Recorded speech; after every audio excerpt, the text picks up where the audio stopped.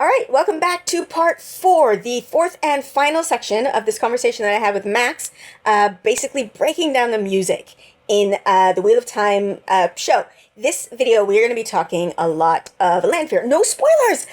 I mean, okay, spoilers for all of the aired episodes of the Wheel of Time, but no book spoilers. But yeah, we're talking a lot of Lanfear, and I have to tell you, the show gave Lanfear a glow up for me from the books. I'm obsessed with Lanfear in the show. In the books, I'm annoyed by her, and I need more of Lanfear in my life. And if you also need more of Lanfear in your life, which you do, right?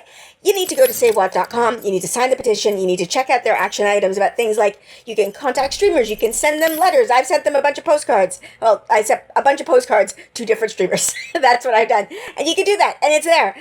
Check out SaveWoT.com. Go there. Do what they tell you to do. And let's get it back, because I want more Nynaeve. I want more Elaine. I want more Lanfear. I want more of it, and you do too. So go. But also watch this video, because this one was really, really interesting. Just going into the way that this music is used, and the way it actually changed over the course of the show, which is also something that happens in the books. The meanings of things change. I don't know. This is a very interesting conversation. Hope you enjoy it. Let's go. Let's be nerdy with Let's Be Nerdy.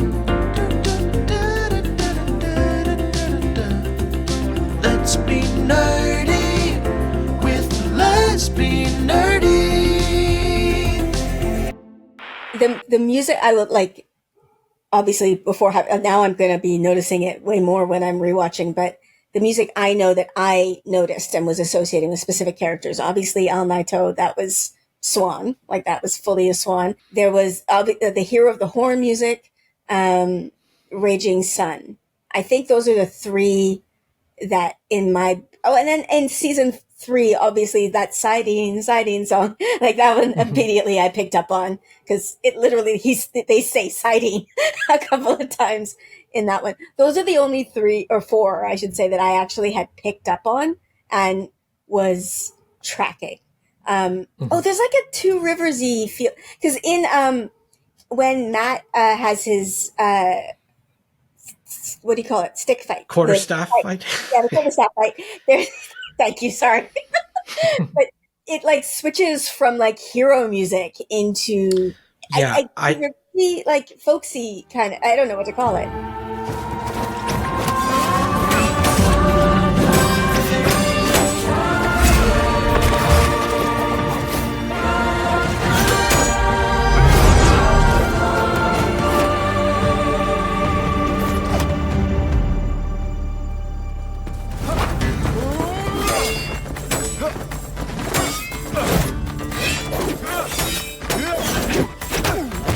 There are definitely a handful of folksy, like guitar and banjos, like sort of riffs that are very Two Rivers coded.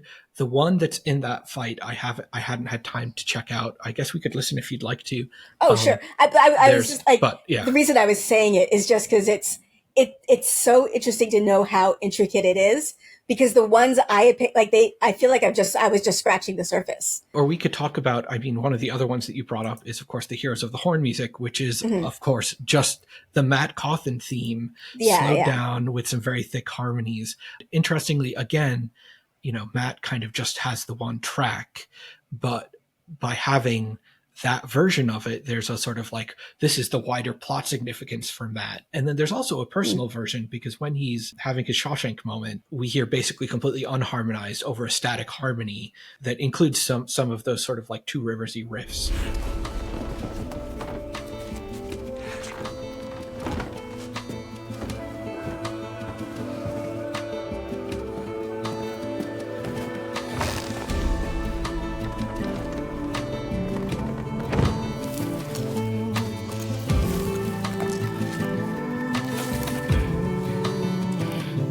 I'm not sure if it's the verse or the chorus. I'd have to look. I hadn't caught it then. Yeah. So there are often some very subtle times that you hear other versions of the melodies that are the ones that stand out in the big moments. If you want, we could take a listen to those. Which episode? The second one is with Min, though. So I think it's nice to see them together and to see that we hear his theme in a way that's just for him. Specifically, it's the chorus of his theme. Who are you? What do they have you in here? You got any more of those?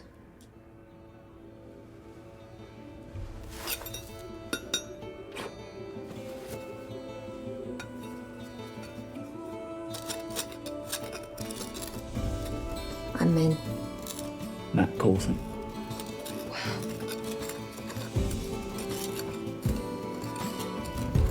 So that's the chorus from the Matt track is that melody. I think it's a different key than I'm going to play it in because I have it notated from the track, but.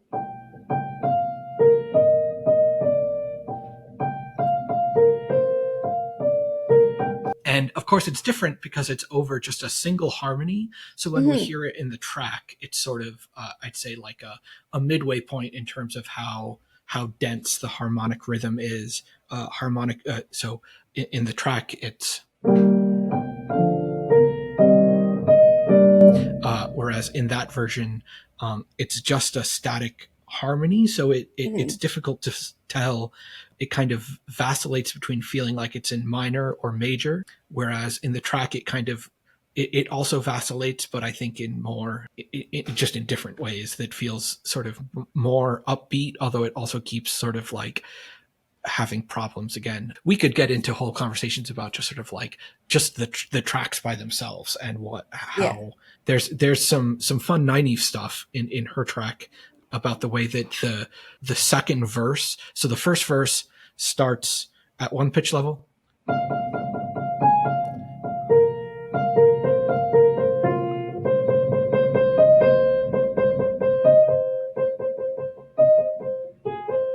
The second time, it's only at that lower pitch level. So it's a lot like her arc in season two, sorry. I mean, unfortunately, pretty far into season 3 too, in some ways, of like, she starts, at one level and goes down and then cannot get back up for a long time. Yeah. But sorry.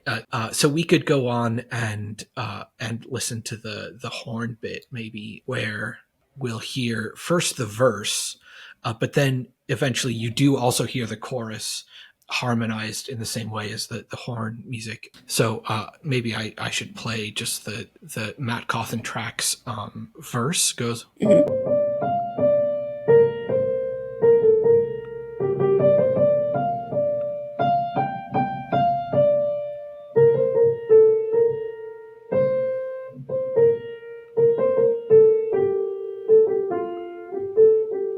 And I think we get maybe even that whole verse, but just slowed down and given added harmonies on every single note for the horn music.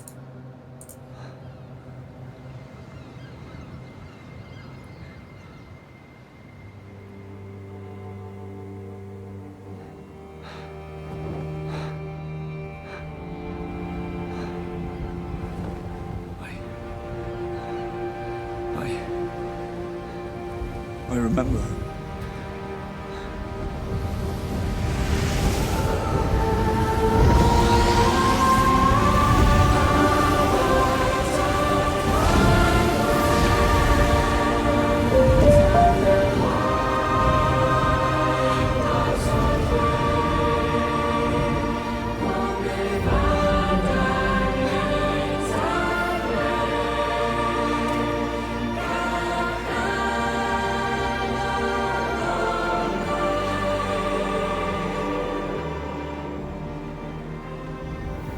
Heroes of the Horn.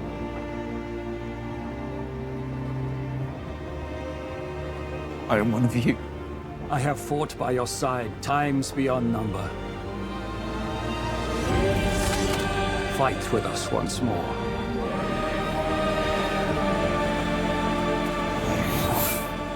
Well, let's not just feck and stand here.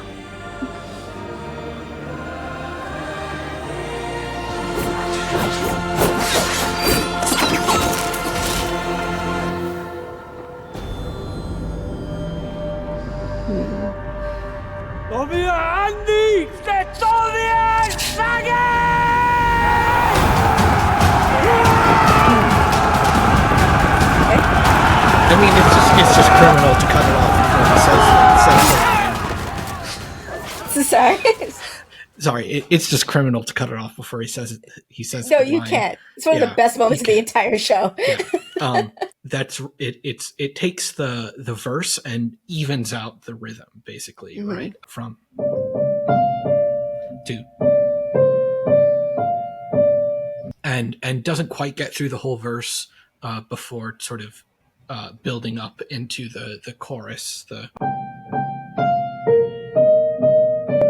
which we had heard that sort of very chill, relaxed, folksy Two Rivers version of before, as sort of like, that's the Matt Cawthon that he is when he's with his friends, and this is the Matt Cawthon he is when he's a hero. So it's interesting that that has become so iconically the Hero of the Horn music that when we hear it with Loyal, we're like, oh, we're hearing this because of the Heroes of the Horn, even though it's the Matt Cawthon chorus. Yeah.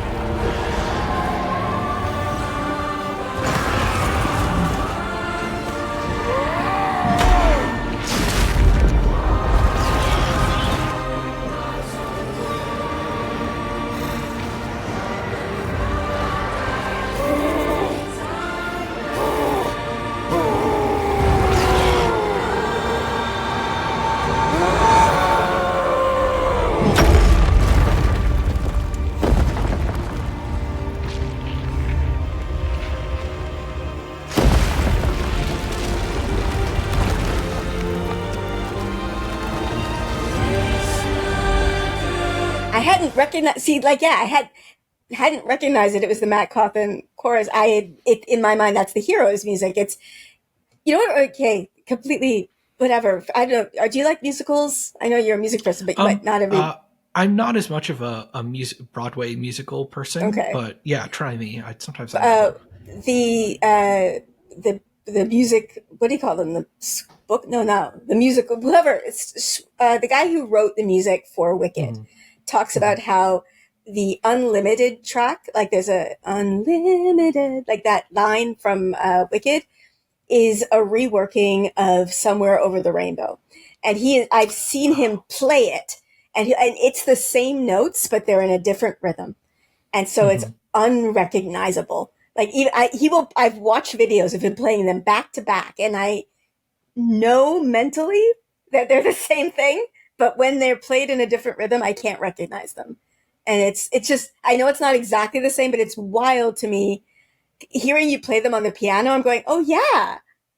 But then in the show, like, no, they're completely different. Like, it's interesting. There are a lot of times that Balfe and his team have used that trick to create variety out of a smaller sort of limited number of sort of main themes.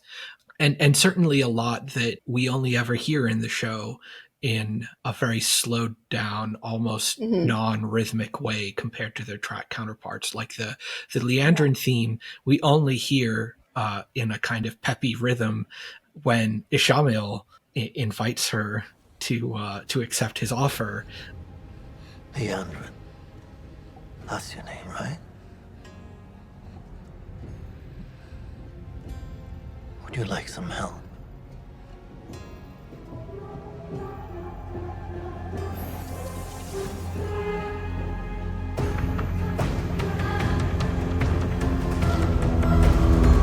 Otherwise, we've only ever heard it in this very ethereal, sort of reverb-laden, sort of high voices, sort of wishy-washy, everything blends together context.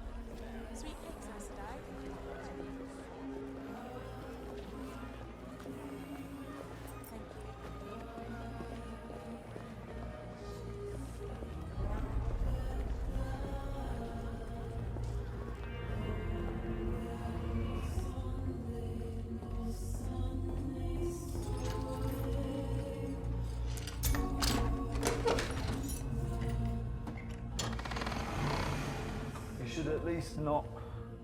I might have been naked. Oh, my heart flutters at the thought. One last interesting thing, and then we should probably call it a night. Probably, yeah. One instance of not being able to tell what the music is going to mean in the show just from the title. Although the title being one interesting dimension of the meaning is what we first hear as the track "The Choices We're Given." which the melody goes.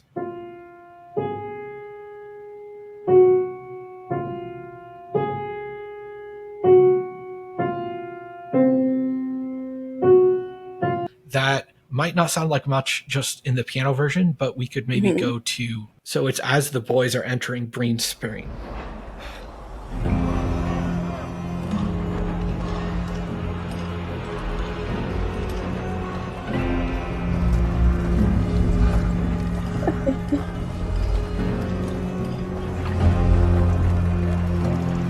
Well, this seems like a friendly place. Nice way to welcome people. So you'll be on best behavior then? You might remember hearing that a lot in season 2, where it seems to be the theme song for Lanfear. Yes, thank you. I was like, yes. On the season 2 soundtrack, with very, very similar orchestration, it's almost the same track in some ways. It's called Desert Dreams. I think it might be the end credits when Rand is on the wheel.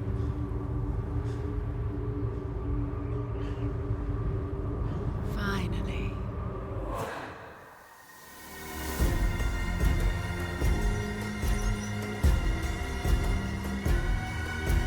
But it happens, when they're running away from Lanfear, obviously at the end too, when Lanfear is doing her little victory lap and going to collect all the seals that she thinks she's going to give to Bail Doman to dump in the ocean, it starts playing, not in that sort of like Western orchestration, but it's playing almost in a music box way, and then the music box like falls apart as she sees the seals broken and Moghedien released.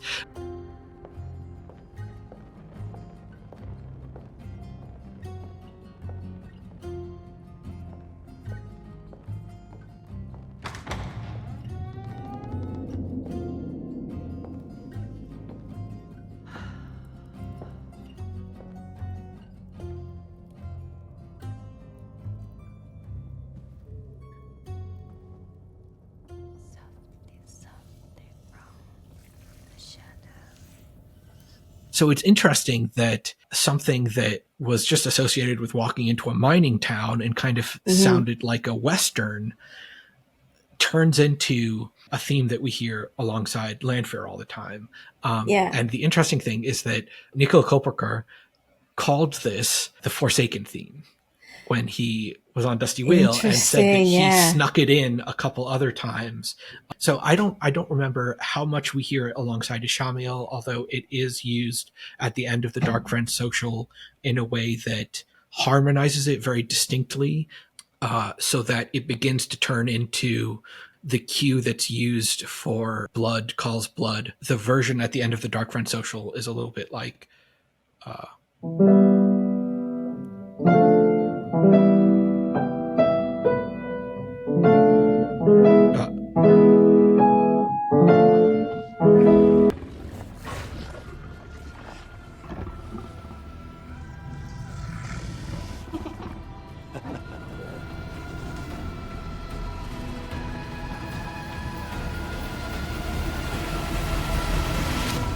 and so the thing that really defines this theme is that like flat second note. And in this version, the third gets raised. So instead of,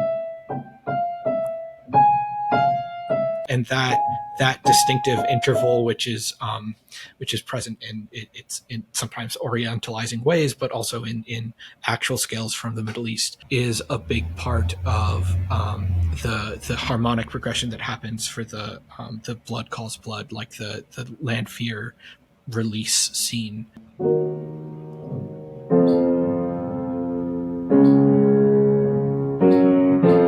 So just kind of similar, it would be a whole nother video to do the like harmonic analysis to explain sort of how he's getting from those kinds of and how that's similar to the it's basically the same kind of thing. So it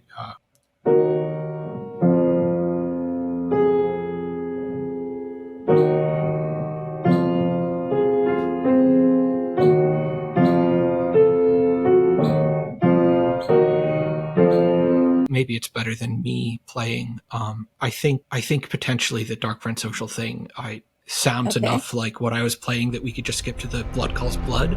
Oh no.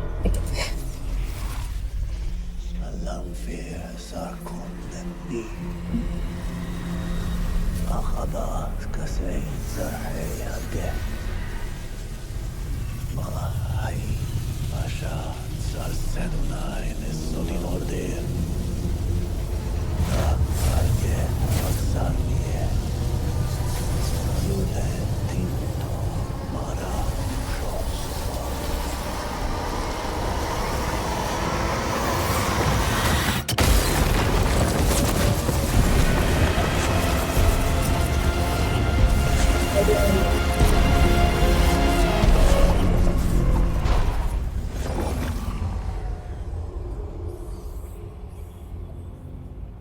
I think that's good enough. We hear it a few times. I think that comes back. That comes back when Moraine slices and dices at the end of 204. I'm a monster too.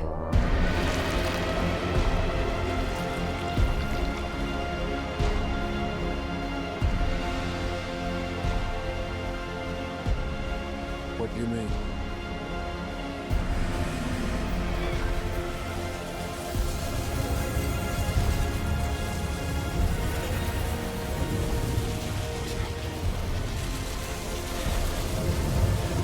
What's happening?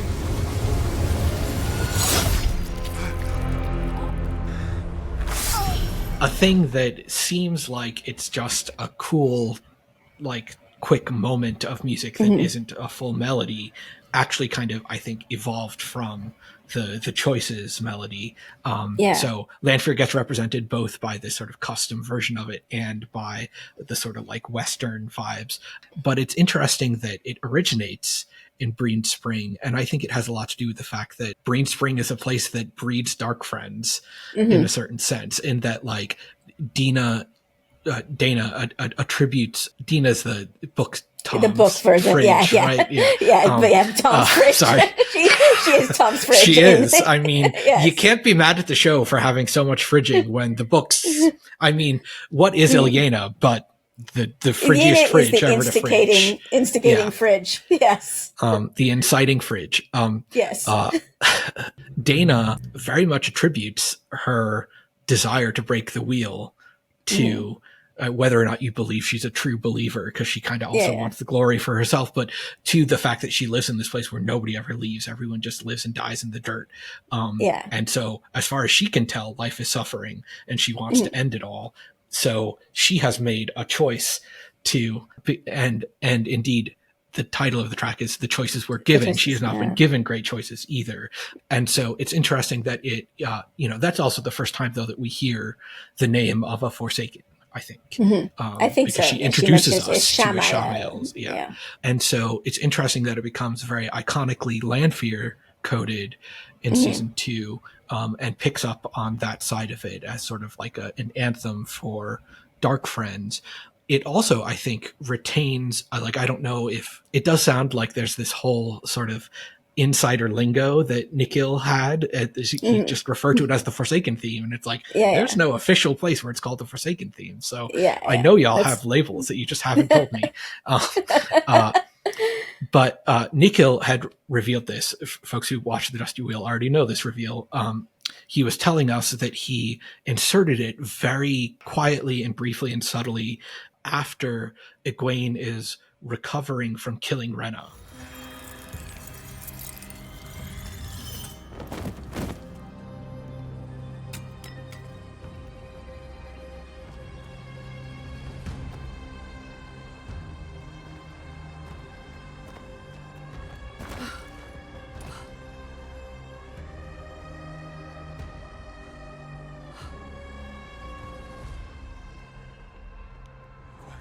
It's very subtle. It's right before Rand shows up. And it's kind of like this has been a thing that, even in season 3, she says she's been struggling with. Yeah. That supports my, because, I know people are very excited that Egwene saved herself, and I agree.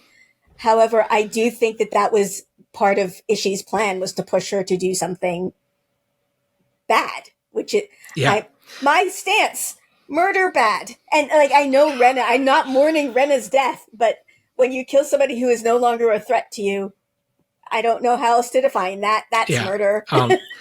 And there's another instance of that in 208. And in that instance, the choices theme also plays. It's not, I don't think it's Rand associated. There might be one that I missed. And Nick Hill didn't talk about it. So Nick Hill actually has talked a lot about what he wrote for Egwene in season 2. I suspect maybe that they shared their workload by assigning different characters or theme groups to different people. So it's not like Nick Hill only wrote certain episodes, but that he wrote all of the Egwene soundtrack. Okay.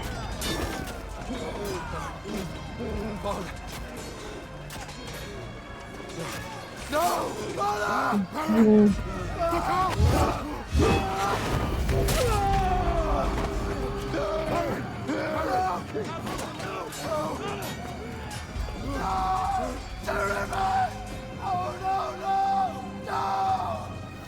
Don't be so bloody surprised. I'm a hero of the Horn. Okay, so it was with Dane. So it's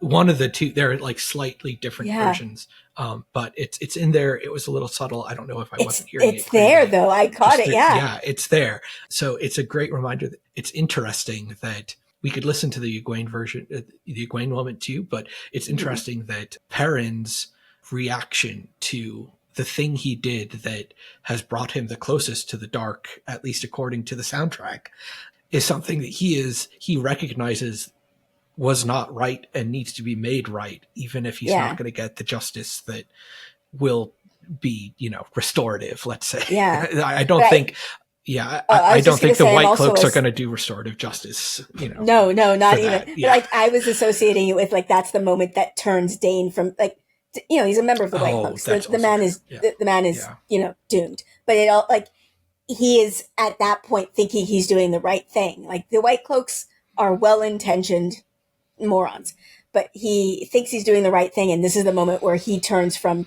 I'm going to be serving the light in my stupid way, to I want vengeance. Like, that's a turn. Yeah. Yeah. It's to go with the choices we're given idea. It's a Perrin moment in the sense that he's the one who's made the choice to continue the cycle of vengeance that began with Dvalda. But the person who's been pushed the most to the dark is Dane. You're right. Yeah, that's a great way of reading that scene.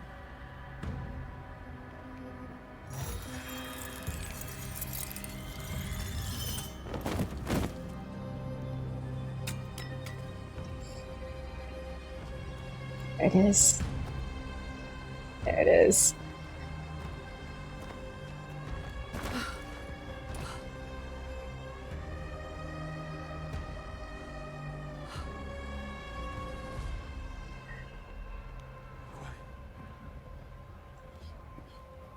There it is, yeah. There's an interesting effect on it too. Like, it's almost a spinning effect. I don't know what to call it, but yeah. I think probably some of the violins there, I don't know if these were played live or if they use sound samples. I think some of them are sort of playing straight. Some of them are playing with that effect that I showed you before, Ponticello, where you play near the bridge and you only get the overtones. And then I think also some of them are rapidly articulating the note while others are sustaining it. I also think part of what makes it sound very like sickly, even in the album versions, is they're intentionally a little bit out of tune with each other, or the samples have been manipulated to be slightly out of tune. Like only like a couple sort of percentages of a step, but it's meant to give you an unsettled feeling. I actually, I'll be interested when I am able and willing to do the full season 3 sort of exhaustive cataloging. Because I don't remember a whole lot of that, of the Choices melody being used. Lanfear also gets the Dragon's Heart motif, and so much of Lanfear in season 3 is about her her weird obsession with Rand. You can't really call it a relationship. It's I can't really determine whether I think that the Dragon's Heart track is about Lanfear or about Lanfear and Rand together. It certainly only appears when they're together, I think. Like the moment where they're on the cliff, you hear a version of that melody. This is... I can believe it's not broken. You want to go back there? The wheel never gives anyone what they want. Least of all me. No one and nothing ever gives you what you want. If you want something, you have to take it.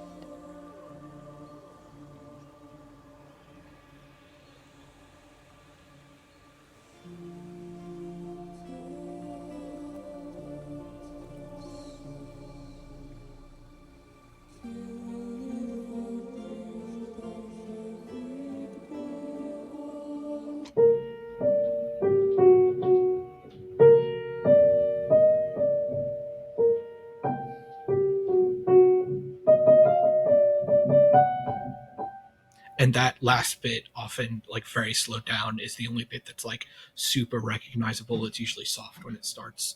But you hear that a lot throughout season 2 whenever the two of them are together. Okay. All these nights together and it's always the same ending.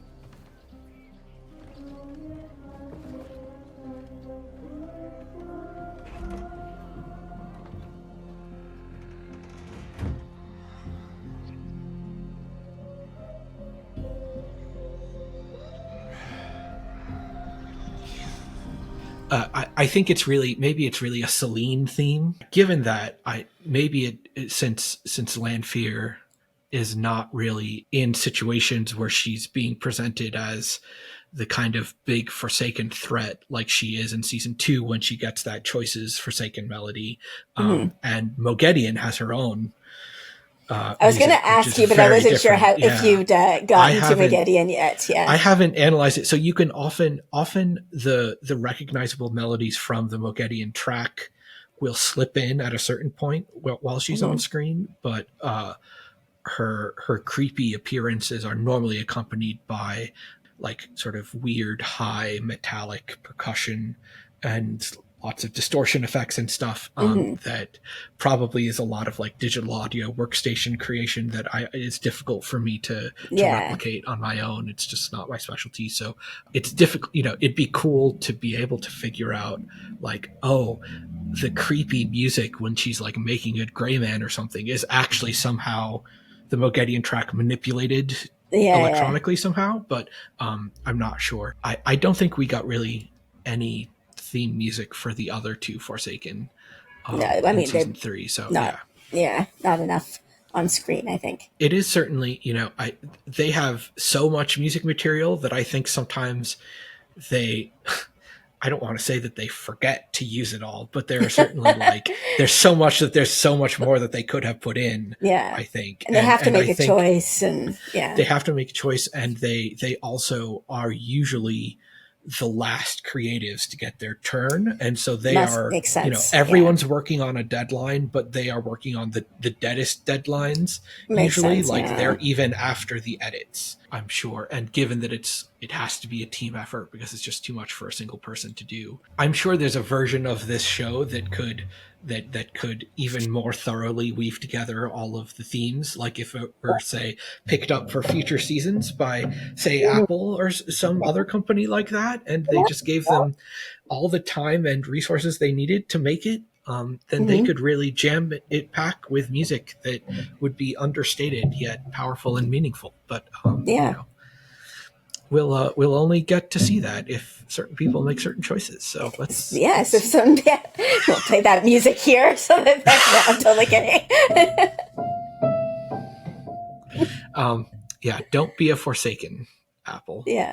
Or pick up anyone else being targeted by campaigns. Yes, exactly. All right, so there you have it. That was this entire now conversation that you've seen that I had with Max. It was so interesting. I do hope he finds the time and the energy to go over season 3. I like to get into the Moggy of it all and everything. And you heard us also specifically call out the SaveWoT campaign and Apple, which would be my hope, but anywhere, really, I would go anywhere for this show. As I mentioned at the beginning, go to SaveWoT.com, sign the petition, do all the things, okay? Because let's do it. Let's get this show back, okay? And if you like my content and you want to support me, I also have a Patreon that is linked in the description below. As always, thank you so much to my patrons. This is possible because of you, so thank you. And with that, I am going to end this here, so please like, subscribe, and I will see you next time. Bye.